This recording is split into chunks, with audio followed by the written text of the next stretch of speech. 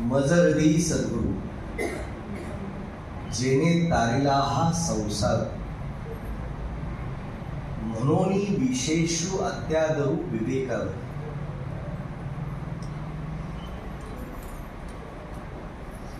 संत आपल्या वाणीनी, आपल्या विचारांनी, आपल्या कर्तृत्वानी जी या विश्वावर छाप सोडतात ती एक चैतन्याची छाप असते आणि ती विवेकाची छाप असते. आणि म्हणून ती शाश्वत असणारा तो विचार, शाश्वत केलेलं चिंतन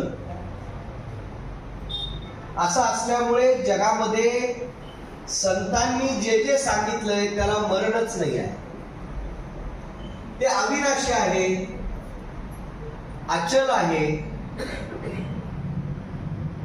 आणि शाश्वत असं आहे. म्हणजे जगामध्ये तत्वज्ञ भरपूर झाले,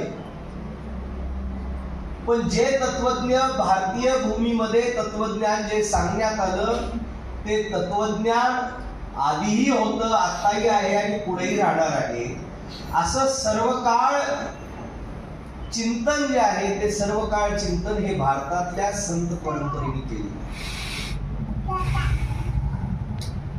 म्हणजे पृथ्वी सूर्याभोवती फिरते आणि सूर्य उगवतही नाही आणि मावळतही नाही, हा सिद्धांत 200-300 वर्षापूर्वी ज्यांनी मांडला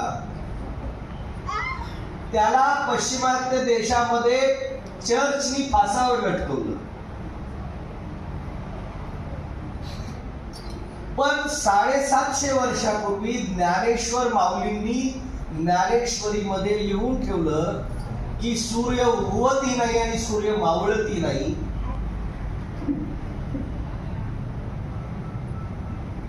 जी गोष्ट सांगितल्यानंतर पश्चिम दिशेमध्ये